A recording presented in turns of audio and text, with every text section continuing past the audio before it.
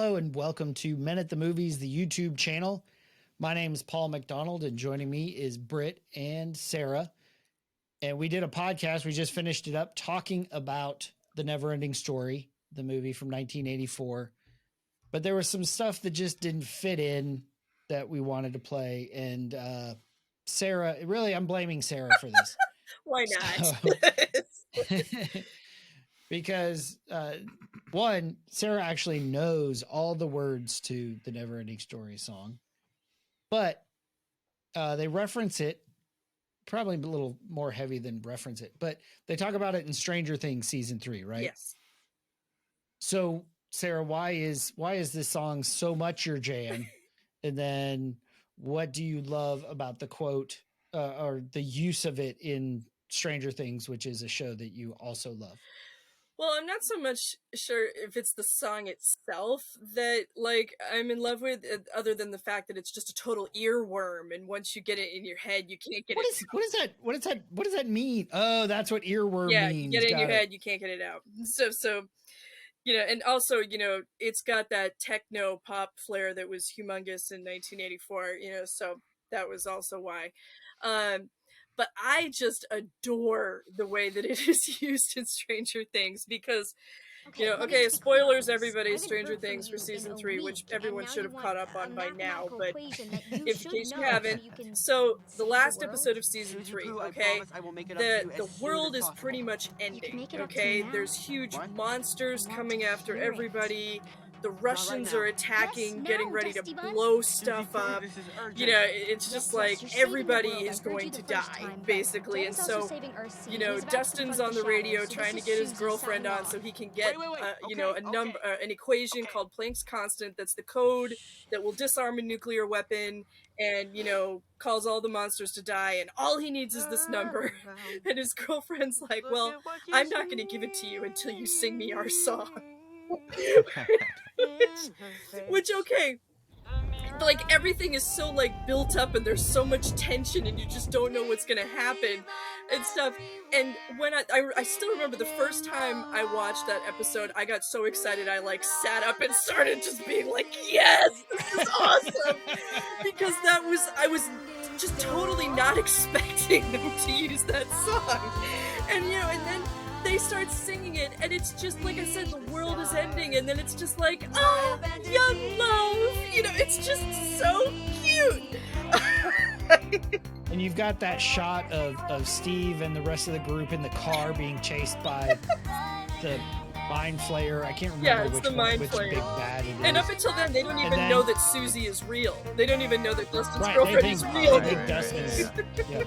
And then it goes over to Hopper and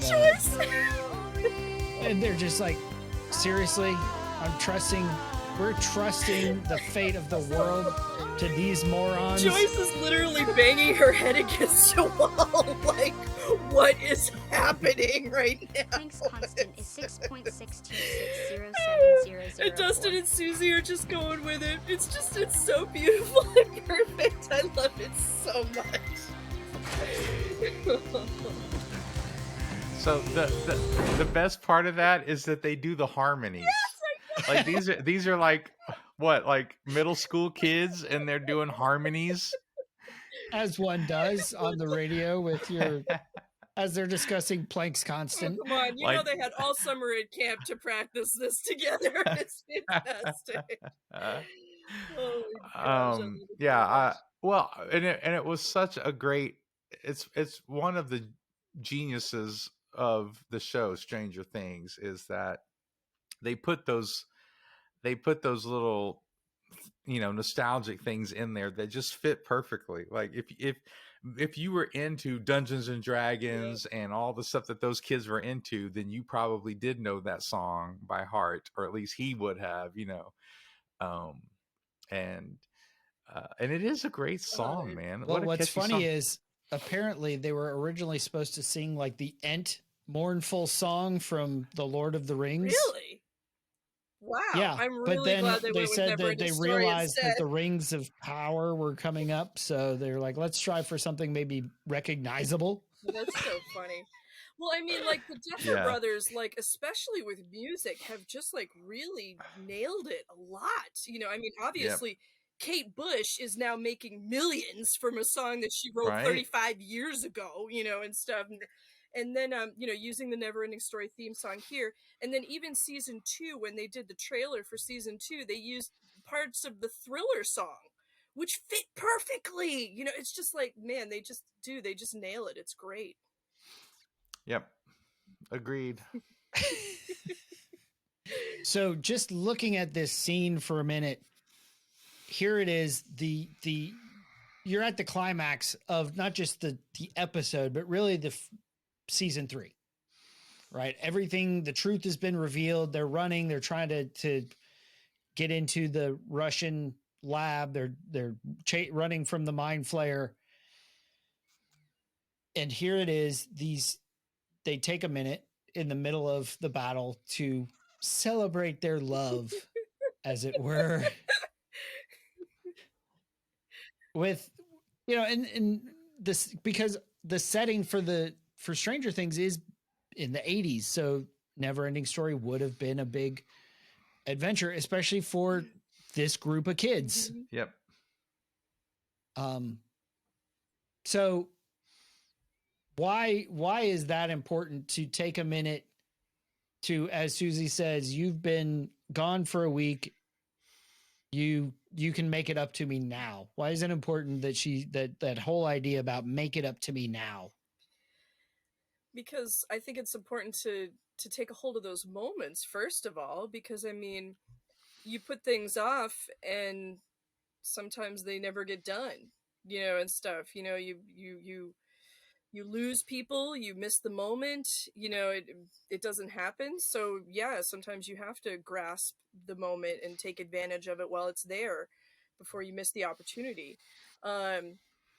You know, and the other part of that too that I love is just that it's just about hope too, because I mean, like I said, the world is literally ending. There's monsters and Russians and explosions and, you know, like people dying and stuff. All the things we were scared of in the 80s. Yeah.